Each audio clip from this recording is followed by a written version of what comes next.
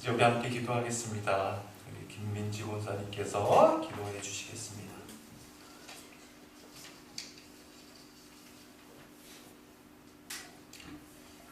사랑이시고 은혜가 풍성하신 하나님 아버지, 한 주간 분주한 시간들을 보내는 가운데 예배의 자리에 있을 수 있도록 인도하심을 감사합니다. 말씀을 배우는 시간으로 또 기도 가운데 하나님과 하나가 되는 시간을 허락하신 하나님 감사합니다. 감사의 계절로 자연의 풍성함을 바라보면서 여호와 하나님은 질서의 하나님이심을 생각할 때 두려움마저 듭니다. 예수님은 포도나무요 우리는 가지라. 예수님이 우리 안에, 우리가 예수님 안에 거할 때만이 풍성한 열매를 맺을 수 있다는 말씀으로 용기 있게 나아갑니다. 하나님, 가족이 하나님을 경외하는 마음으로 한 가정이 풍성함을 채워주시고 교회가 영적으로 하나가 되면서 어떤 지체도 떨어짐 없이 하나님 바로서게 하여 주시옵소서. 또한 사회의 질서가 바로서고 바로서기를 간구합니다. 하나님 일하시는 가운데 모든 섭리가 드러나심을 믿습니다. 오늘도 말씀을 선포하시는 담임 목사님에게 하나님의 일하심을 보게 하시고 강건함을 허락하여 주시옵소서. 우리 주 예수 그리스도의 이름으로 기도드립니다. 아멘.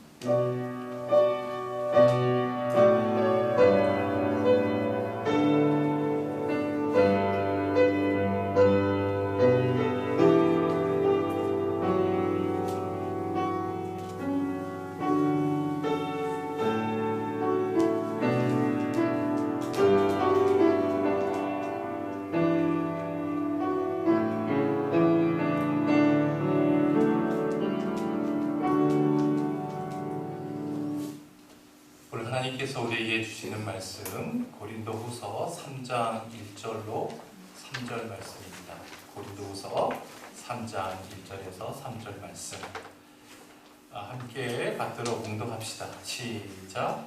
우리가 다시 자천하기를 시작하겠느냐? 우리가 어떤 사람처럼 추천서를 너희에게 붙이거나 혹은 너희에게 받거나 할 필요가 있느냐? 너희는 우리의 편지라. 우리의 마음에 썼고 무사람이 알고 있는 바라. 너희는 우리로 말미암아 나타난 그리스도의 편지니 이는 몸으로 쓴 것이 아니요 오직 살아계신 하나님의 영으로 쓴 것이며 또 돌판에 쓴 것이 아니요 오직 육의 마음판에 쓴 것이라. 아멘. 지난주부터 살펴보고 있는 고린도후서 2장 12절 이후의 말씀은 바울이 자신의 사도성, 자신이 왜 주님으로부터 사도로 부르심을 받았고 사도의 직무를 감당하고 있는지에 대한 변증, 설명이라고 했습니다. 여러분, 왜 바울이 그토록 자신의 사도성을 강조하면서 변증하고 또한 설명을 해야만 했을까요? 그것은 고린도 교회에 몰래 침투해서 고린도 교회를 뒤흔들었던 거짓 사도들이 집요하게 바울의 사도성을 공격했기 때문입니다. 한마디로 바울은 사도가 아니라는 것이죠. 따라서 사도가 부정되면 바울이 행한 모든 일들, 모든 직무가 다 무효가 되는 거 아니겠어요? 여러분 생각해 보세요. 바울은 다른 사도들과는 달리 베드로, 요한, 안드레와 같은 예수님의 직계 제자와는 달리 예수님께서 이 땅에 계실 때 예수님으로부터 선택받은 사도가 아니었잖아요. 예수님께서 부활 성천하신 뒤에 예수님의 직계 제자들이었던 11명의 사도들이 마가의 다락방에 모여서 자살한 가룟 유다를 대신해서 후임자 한 사람을 보선하지 않았습니까? 그때 이 사도로 보선될 수 있는 자격에 대해서 베드로가 이렇게 밝히고 있습니다. 사도행전 1장 21절과 22절 말씀이에요. 함께 읽어봅시다. 시작. 이러함으로 요한의 새벽으로부터 우리 가운데서 올려져 가신 날까지 주 예수께서 우리 가운데 출입하실 때 항상 우리와 함께 다니던 사람 중에 하나를 세워 우리와 더불어 통하여 예수께서 부활하심을 증언할 사람이 되게 하여야 하리라. 자, 여기 보면 예수님께서 부활하실 것을 증언하는 사도가 될 수 있는 자격에 대해서 뭐라고 얘기해요? 예수님께서 세례 받으셨을 때부터 하늘로 승천하실 때까지 예수님과 항상 함께 있던 사람들 중에서 한 사람 뽑자라는 거예요. 자, 그러면 바울은 그 기준에 못 미치는 사람 아닙니까? 왜냐하면 바울은 예수님께서 부활 승천하신 뒤에 주님의 부르심을 받았기 때문이죠. 그러니까 거짓 사도들이 볼 때 바울은 사도일 수가 없는 겁니다. 더불어 바울이 하는 말은 모두 다 거짓말이 되는 것이죠. 그래서 바울은 자신의 이 사도성에 대해서 2장 12절부터 분명하게 설명하고 있는 겁니다. 그러면서 지난주에 우리 함께 나누었던 말씀 2장 15절에서 바울이 이렇게 말했죠. 2장 15절 말씀 함께 읽어봅시다. 시작. 우리는 구원받는 자들에게나 망하는 자들에게나 하나님 앞에서 그리스도의 향기니. 자, 바울은 사도의 정의를 그리스도의 향기라고 규정하고 있습니다. 즉, 참 사도와 거짓 사도를 구별하는 기준이 곧 뭐라는 거예요? 그리스도의 향기라는 거예요. 예를 들어서 여러분, 여기에 조화가 있어요. 그리고 한쪽에는 또 조화, 생화가 있다라고 가정해 봅시다. 겉으로 보기에는 구별이 되지 않죠? 그렇다면 조화와 생화를 구별할 수 있는 건 뭐예요? 향기예요, 향기. 조화와 생화는 오직 향기로만 구별되는 겁니다. 조화는 아무리 그럴듯하게 잘 만들어도 향이 나지 않습니다. 마찬가지로 바울은 그리스도의 향기가 아닌 자는 참 사도가 될 수 없다는 거예요. 자, 그러면 보세요. 바울이 우리는 그리스도의 향기다 라고 당당하게 말할 수 있었던 근거는 대체 뭘까요? 바울을 위시한 참 사도들은 참 생명이요 진리 되신 예수 그리스도를 위해서 수고와 헌신을 다하는 사람들이었습니다. 따라서 예수 그리스도를 위해서 수고와 헌신을 다할 때 생명이신 예수 그리스도의 향기가 그들을 통해서 풍겨져 나가는 것은 당연한 거 아니겠어요? 그렇죠. 생각해 보세요. 내가 살아계신 예수 그리스도를 위해서 수고하고 헌신하는데 그리스도의 향기가 풍겨져 나지 않는다?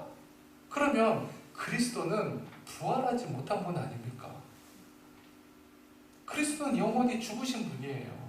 따라서 왜 거짓 사도들을 통해서는 그리스도의 향기가 풍겨져 날 수가 없었는가? 거짓 사도들은 예수 그리스도를 이용해서 자신들의 기득권과 영향력만 내세울 뿐 절대로 헌신하거나 수고하려고 하지 않았습니다. 그래서 그들에게서는 향기가 날 턱이 없었던 거예요. 무늬만 사도일 뿐 마치 조화와 같았다는 거예요. 자, 그러면 여러분, 오늘날 이 시대의 사도는 누구일까요? 누가 사도죠? 신학교를 나오고 안수받은 목사만 사도일까요? 그렇지 않습니다. 주님의 선택함을 받고 보내심을 받은 모든 사람들은 다 사도입니다. 여러분 모두가 다 사도예요. 이곳에서 복음으로 우리가 무장하고 이 세상 속에서 그리스도인으로 살기 위해서 보내심을 받은 자들, 그들은 다 사도가 되는 겁니다. 그렇다면 우리가 세상 속에서 참된 사도로 살아가기 위해서는 우리 모두는 그리스도의 향기를 풍기는 사람들이 되어야 하는 것이죠. 자, 그러면 어떻게 그리스도의 향기를 풍기며 살아갈 수 있을까? 내 삶의 터전을 주님께서 주신 선교지로 생각하고 그곳에서 주님을 위해서 헌신하고 수고하고 살아간다면 우리의 삶이 그리스도의 향기가 되는 겁니다. 반대로 우리의 삶의 터전에서 진리이신 예수 그리스도를 위해서 수고하며 헌신하지 않는다면 그리스도의 향기는커녕 악취만 풍기는 꼴이 되는 거겠죠. 15절을 다시 봅시다. 우리는 구원받는 자들에게나 망하는 자들에게나 하나님 앞에서 그리스도의 향기니. 자, 잘 보세요. 하나님 앞에서 그리스도의 향기인데 구원받는 자들에게나 망하는 자들에게나 양쪽 모두에게 그리스도의 향기라는 거예요. 지난 시간에 이 향기, 냄새에 대해서 말씀을 드렸죠. 이것은 로마 제국 시대의 개선 장군의 개선 행렬, 개선 행진과 관련된 의미라고 했습니다. 개선 장군이 전쟁에서 이기고 돌아오면 로마 시내가 막 들썩이겠죠. 로마 시내에 많은 사람들이 꽃을 던지고 열광적으로 환호를 하는데 그때 뭘 피운다고 했어요? 향을 피운다고 했습니다. 근사한 어떤 냄새 나는 향을 피워요. 그래서 그 분위기를 고조시킨다고 했습니다. 그런데 그 개선 행렬에는 어떠한 사람들이 있다고 했어요?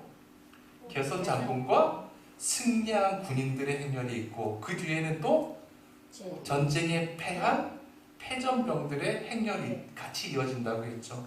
자, 그러면 그 향기를 개선 행진에 참가한 모든 사람들이 맡는 겁니다. 마찬가지로 우리가 그리스도인의 향기가 될 때 구원받은 그리스도인들도 주님을 믿지 않는 세상 사람들, 불신자들도 그 향기를 똑같이 다 맡는다는 거예요. 다 맡아요. 냄새는 다 똑같이 맡아요. 그런데 그 향기의 의미는 같을까요? 다를까요? 다르겠죠. 그래서 16절을 봅시다. 16절 시작. 이 사람에게는 사망으로부터 사망에 이르는 냄새요, 저 사람에게는 생명으로부터 생명에 이르는 냄새라. 누가 이 일을 감당하리요. 자, 개선 행렬에서 피어나는 향 냄새가 모두에게 똑같은 냄새로 맡겨지지만 전쟁에 패한 포로들에게는 그 냄새는 어떤 냄새? 사망의 냄새, 죽음의 냄새. 이제 곧 그들을 심판하는 냄새예요. 반대로 승리한 군인들에게는 그 냄새는 생명의 냄새, 승리의 냄새, 축복의 냄새겠죠. 그리스도의 향기도 마찬가지라는 겁니다. 그리스도의 향기의 원천인 복음이 전해질 때 그 복음을 받아들인 자에게는 그 복음이 생명의 향기로 맡겨지겠죠. 하지만 복음이라고 하면 원천적으로 알레르기 반응을 일으키는 사람들이 있어요. 예수 믿는 사람들과 함께하면 예수 믿는 사람들이 무슨 말만 하면 아예 그냥 역겨워서 못 견디는 사람들이 있습니다. 여러분들 주변에 그런 사람들이 있잖아요. 그렇지 않습니까? 그런 사람들은 복음이 전해지면 전해질수록 들을 수가 없는 거예요. 그래서 귀를 막습니다. 따라서 그들에게 복음은 죽음의 냄새, 사망의 냄새가 될 수밖에 없는 것이죠. 왜? 구원받은 자에게 하나님의 말씀은 생명의 복음이지만 이것을 거부하는 자에게는 하나님의 말씀은 심판의 말씀이 되기 때문이에요. 17절 말씀 시작. 우리는 수많은 사람들처럼 하나님의 말씀을 혼잡하게 하지 아니하고 곧 순전함으로 하나님께 받은 것 같이 하나님 앞에서와 그리스도 안에서 말하노라. 여기서 수많은 사람들이란 어떤 사람들이라 그랬죠?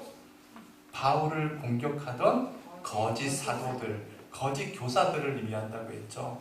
그런데 여기 보면 그 거짓 교사들, 거짓 사도들을 지칭하면서 수많은 사람들, 영어 성경에는 almost라고 표현했습니다. 당시 바울이 볼 때 소위 자칭 교회의 지도자들이라고 하는 사람들 거의 대부분이 거짓 사도로 보였다는 거예요. 그 수많은 사람들이 어떤 짓을 해요? 하나님의 말씀을 혼잡하게 해요. 혼잡하다는 말은 카펠로스라고 했는데 어떤 뜻이라고 했습니까? 부도덕한 장사꾼이라고 했죠. 가짜를 진짜처럼 속여서 파는 사람들.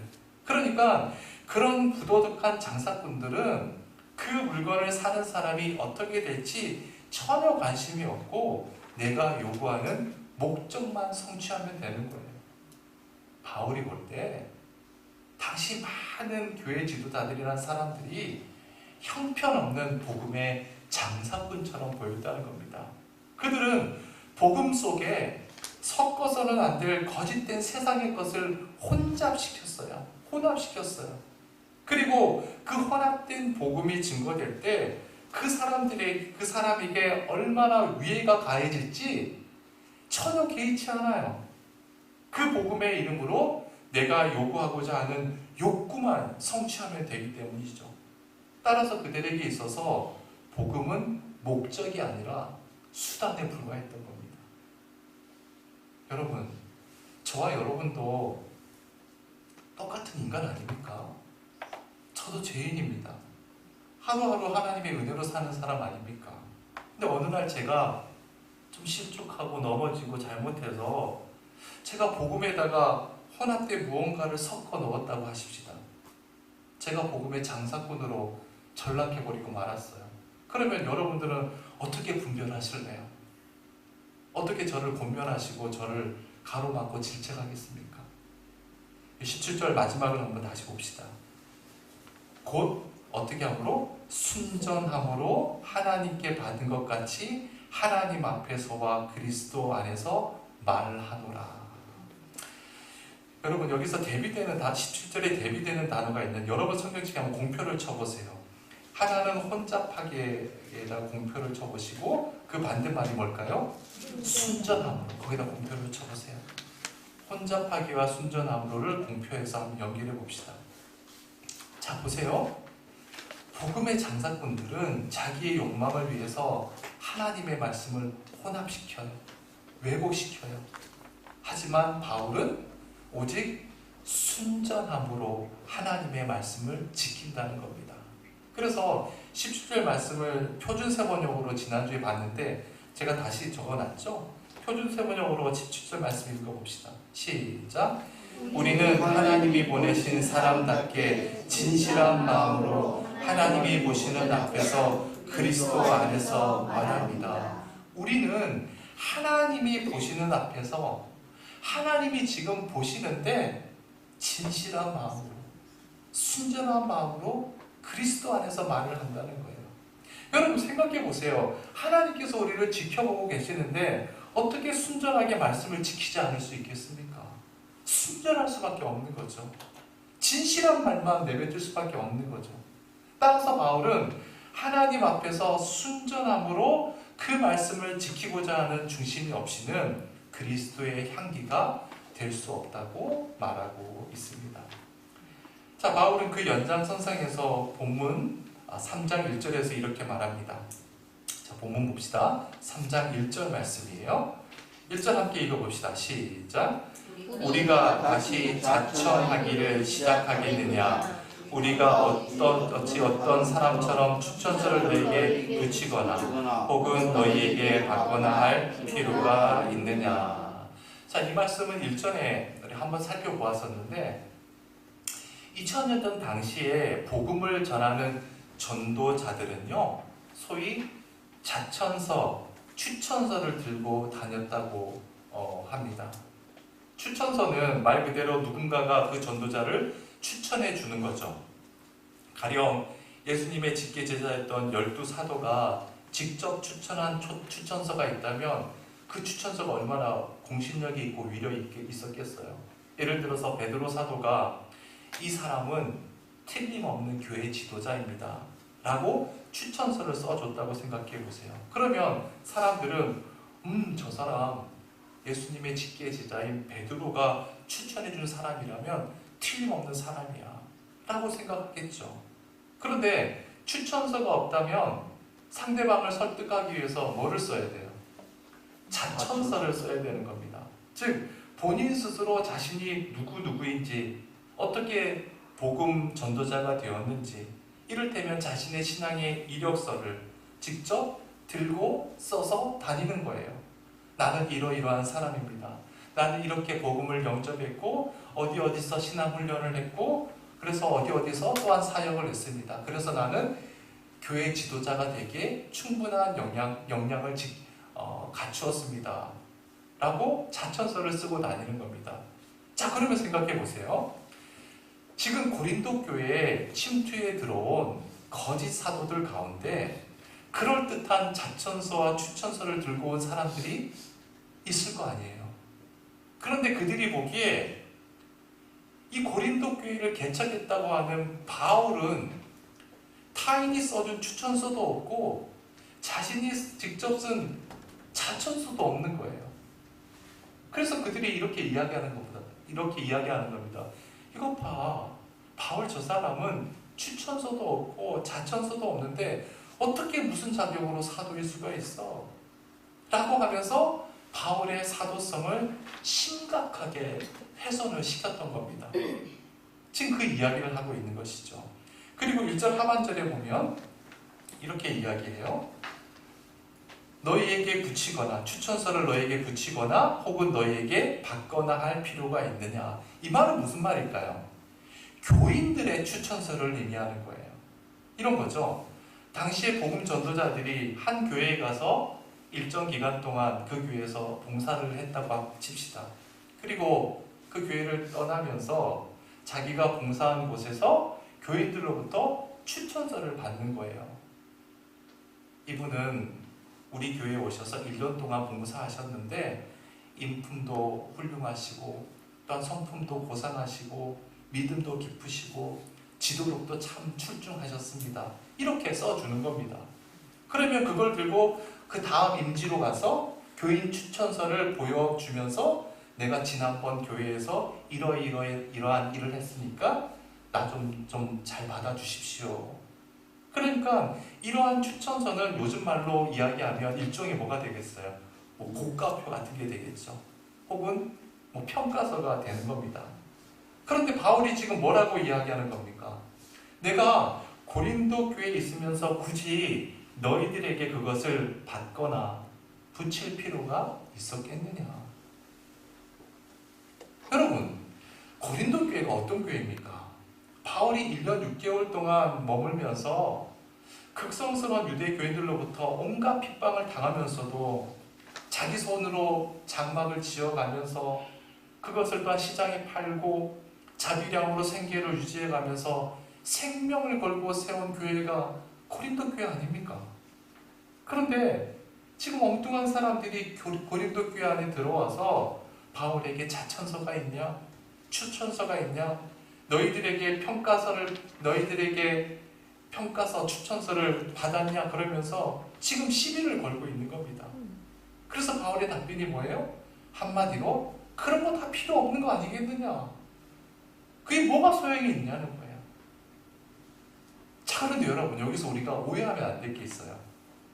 자칫 잘못하면 바울이 목회자나 전도자가 갖추어야 할 교회의 추천서, 자천서, 뭐 이력서, 자기소개서를 전혀 무시한 사람이었는가? 그렇진 않아요. 오해하시면 안 됩니다. 이와 관련해서 고린도전서 16장 10절을 보면 바울이 고린도 교회에 이렇게 글을 쓰는 게 나오죠. 고린도전서 16장 10절 같이 읽어봅시다. 시작. 디모데가 이르거든 너희는 조심하여 그로 두려움 없이 너희 가운데 있게 하라.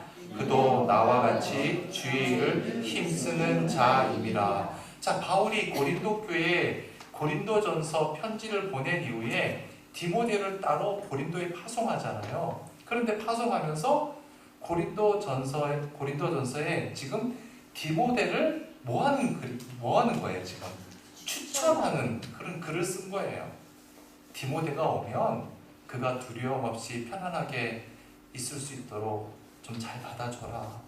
그 사람도 나와 같이 주님의 일에 힘쓰는 자다라고 지금 추천하는 겁니다. 로마서 16장 1절도 봅시다. 로마서 16장 1절 시작. 내가 갱그레아 교회의 일꾼으로 있는 우리 자매 베베를 너희에게 추천하노니. 자, 여기 보면 일꾼, 그것도 여성인 베베라는 여성을 추천한다고 분명히 기록하고 있잖아요. 자, 그럼 여러분 보세요. 바울 자신은 이처럼 다른 사람들을 추천하고 있는데도 불구하고 왜 오늘 본문에서는 자천서가 왜 필요하고 추천서를 왜 받아야 되고 평가서를 왜 붙이고 받아야 되느냐? 왜 부정적으로 얘기하느냐? 왜 이처럼 서로 모순되는 이중적인 모습을 보이고 있을까요? 사실 바울의 이 모습은 절대로 이중적인 모습이 아닙니다. 바울은 그를 공격하는 거짓 사도들의 저희가 무엇인지를 그 의도를 분명하게 알고 있는 거예요. 바울을 모함하고 공격하는 거짓 사도들의 목적은 단순한 자천서, 추천서, 평가서 그런 문제가 아니었습니다. 바울의 사도된 자체를 부정하는 거예요. 만약 바울이 실제로 자천서를 썼다고 생각해 봅시다. 추천서를 썼어요. 그러면요, 이 거짓 사도들은 분명히 그것을 꼬투리 잡아서 바울의 사도성을 또 공격했을 거예요. 분명합니다. 따라서 그런 의도라면 추천서가 왜 굳이 필요하겠느냐라고 지금 바울은 이야기하는 것이죠. 그러면서 바울이 이렇게 이야기해요. 2절입니다. 2절이 뭐라고 시작하죠? 너희는 우리의 편지다.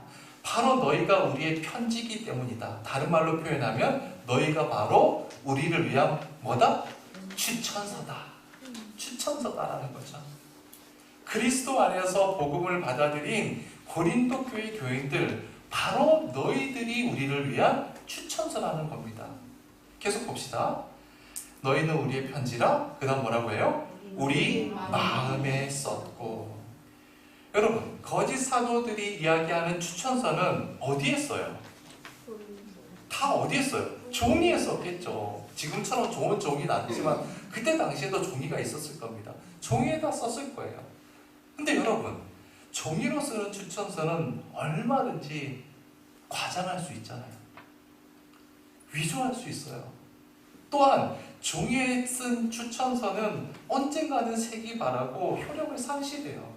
그러나 마음에 새겨진 추천서는 절대로 사라지지 않습니다.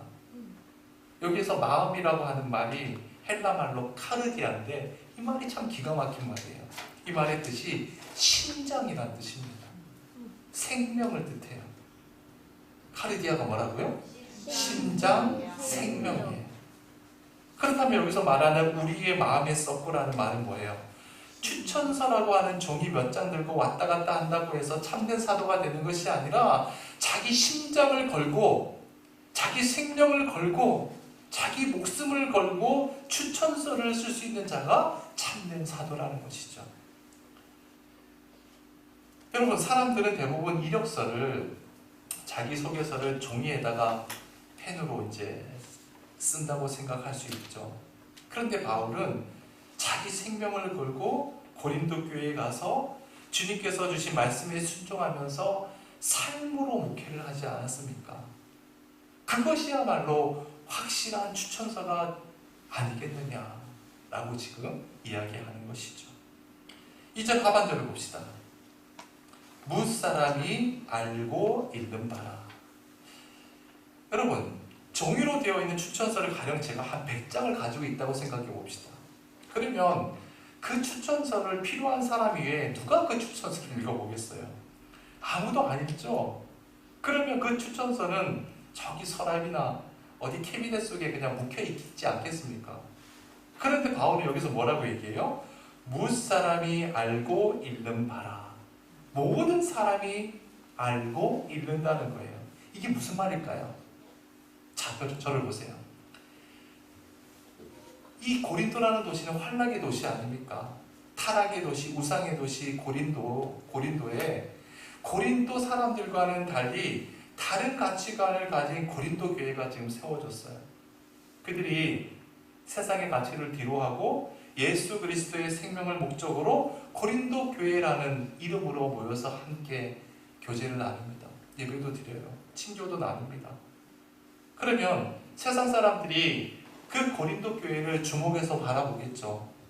저 사람들 정말 우리와는 좀 달라 보이네.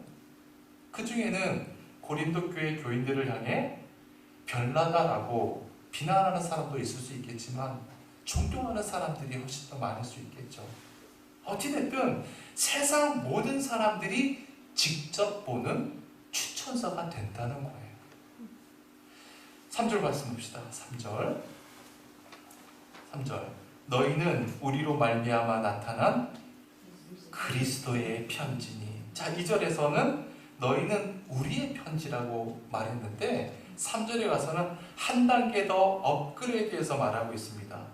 너희는 그리스도의 편지다. 그리스도의 추천서다. 여기서 우리로 말미암아 나타났다. 여기 나타났다라고 하는 말이 디아크네오라고 하는 말인데 이 말은 시중든다라는 뜻을 갖고 있어요. 디아크네오가 뭐라고요? 시중든다. 바울은 자기가 고린도에 가서 사역하는 것을 예수님께 시중드는 것으로 표현한 거예요. 절대로 내가 잘나서 사역한 게 아니라는 겁니다. 나는 예수님의 심부름꾼으로 예수님의 시중을 들면서 내 생명을 걸었을 뿐이라는 거예요. 그랬더니 예수님께서 교회를 세워주셨고 바로 그 교회가 나를 위한 예수님의 추천서가 되어 주었다. 따라서 그 이외에 무슨 추천서가 필요하겠느냐라고 이야기하는 것이죠. 계속 봅시다. 3절. 이는 뭐로 쓴 것이 아니요 먹으로 쓴 것이 아니요 오직 살아계신 하나님의 영으로 쓴 것이며. 자, 여기 보면 바울은 먹과 하나님의 영을 대비하고 있습니다. 여러분, 먹이 뭐예요? 먹은 오늘날로 얘기하면 뭐겠어요? 펜이겠죠. 펜. 뭐 볼펜이겠죠. 하나님의 영은 뭐예요? 하나님의 영은 뭐예요? 성령님이죠. 성령님이죠. 아까도 말씀드렸듯이 많은 사람들이 자기 이력서를 종이에다가 펜으로 쓴다고 생각해요. 그런데 우리 그리스도인들은 먹으로, 펜으로 쓰는 것이 아니라 성령님의 인도에 따라 우리의 삶으로 쓰는 겁니다. 중요한 것은 먹으로 쓰는 것은 언젠간 바라고 지워지지만 성령님께서 써주신 추천서는 영원해요. 왜죠? 성령님이 영원한 분이시잖아요. 그러니까 그 효력이 영원할 수밖에 없겠죠. 3절 하반절. 또 돌판에 쓴 것이 아니요 오직 육의 마음판에 쓴 것이라. 예수님께서 주신 추천서는 돌판에 쓴 것이 아니라 육의 마음판. 육의 마음판은 심령판에 써주신 것이라는 겁니다. 여러분, 여기서 돌판이라고 하는 것은 무엇을 의미할까요? 돌판하면 뭐가 생각나요? 그렇죠. 십계명. 십계명이니까 율법을 의미해요. 율법. 그러니까 여러분 이런 겁니다. 고린도 교회에 지금 몰래 침투에 들어와서 고린도 교회를 뒤흔들었던 거짓 사도들의 정체는 다른 거 아니에요. 복음을 제대로 알지 못하는 어떤 자들? 율법주의자들이었음을 우리가 알 수가 있죠. 율법주의자들. 따라서 바울은 이야기하는 겁니다. 율법주의로는 절대로 안 된다는 거예요. 오직 육의 마음판에 쓴 것이라. 아까 마음 카르디아가 뭐라고 했어요? 심장, 생명을 뜻한다고 했죠. 복음만이 사람의 생명을 살려내고 복음만이 사람의 마음판에 심령 속에 영원한 그리스도의 추천서를 새겨 주신다. 자, 정리해 봅시다. 고린도 교회 교인들은 바울을 위한 예수님의 추천서였습니다. 동시에 바울은 고린도 교회 교인들을 위한 예수님의 추천서였습니다. 2000년도 당시에 거짓 사도들이 횡행하는 그 분위기 속에서 고린도 교회 교인들이 거짓 사도가 아니라 바울로부터 복음을 받아들이고 하나님의 말씀을 배웠다는 그것이야말로 그들이 예수 그리스도의 참된 제자가 되었음에 추천서가 되는 것이죠. 그런 거 아니겠어요? 따라서 고린도 교회 교인들은 바울을 위한 예수님의 추천서가 되고 바울은 고린도 교회 교인들을 위한 예수님의 추천사가 되는 삶을 서로 살아갈 때 비록 거짓 사도들로 인해서 한때 고린도 교회가 휘청거리는 그런 어려움을 겪었지만 결국 그리스도 안에서 다시 회복이 되고 든든하게 세워질 수 있었던 것이죠. 사랑하는 여러분, 우리 주님께서 이곳에 새강림교회를 세우시고 우리를 불러주셨습니다. 우리로 하여금 하나님의 교회가 되게 해주셨어요. 그렇다면 우리 교회가 정말 아름다운 교회, 소위 사람들이 말하는 좋은 교회, 건강한 교회, 주님의 몸된 교회가 되기 위해서는 우리가 어떻게 해야 할까요? 저는 여러분을 위한 그리스도의 추천서가 되고 여러분은 저를 위한 그리스도의 추천서가 되어준다면 그것이야말로 가장 아름다운 주님의 몸된 교회가 되는 것이겠죠. 여러분 부족하지만 제가 여러분을 위한 그리스도의 추천서로 겸손하게 살아갈 수 있도록 저를 위해서 기도해 주십시오. 동시에 여러분들께서도 저를 위한 그리스도의 추천서가 될 수 있도록 우리 함께 주님의 말씀을 쫓아 살아가시길 주님의 이름으로 축원해 드립니다. 네. 우리 아까 불렀던 찬양 너는 그리스도의 향기라 우리 함께 결단의 찬양으로 올려드립시다.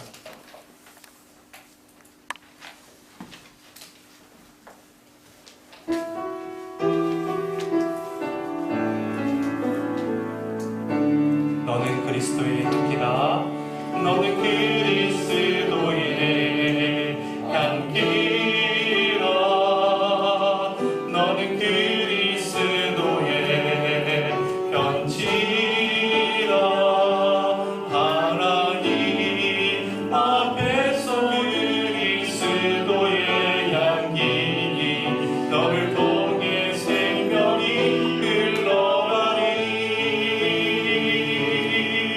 너를 통해 생명이 흘러가리 너는 그리스도의 향기라 너는 그리스도의 편지라 하나님 앞에서 그리스도의 향기 너를 통해 사랑이 흘러가리 너를 통해 사랑이 흘러가리 너는 그리스도의 향기라 너는 그리스도의 편지라 하나님 앞에서 그리스도의 향기 너를 통해 기쁨이 흘러가리 너를 통해 기쁨이 흘러가리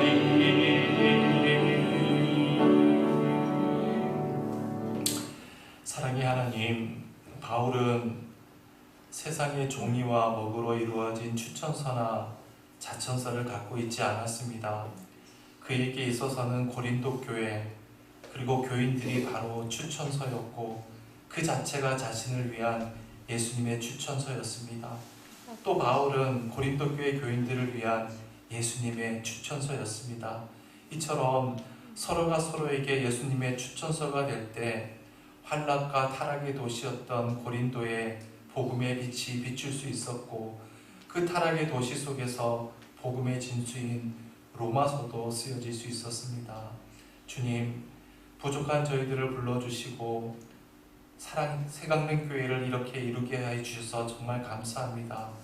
우리 모두 서로가 서로에게 예수님의 추천서가 될 수 있도록 도와주옵소서. 그리하여 이곳에 주님의 몸된 교회를 세우신 주님의 그 귀하신 뜻이 아름답게 펼쳐질 수 있도록 인도하여 주옵소서. 모든 은혜 감사드리며 예수님의 이름으로 기도드립니다. 아멘. 하늘에 계신 우리 아버지여 이름이 거룩히 여김을 받으시오며 나라의 임하옵시며 뜻이 하늘에서 이루어진 것 같이 땅에서도 이루어지이다. 오늘날 우리에게 일용할 양식을 주옵시고 우리가 우리에게 죄 지은 자를 사하여 주옵소서. 같이 우리의 죄를 사하여 주옵시고 우리를 시험에 들게 하지 마옵시며 다만 악에서 구하옵소서. 이게 나라와 권세와 영광이 아버지께 영원히 있사옵나이다.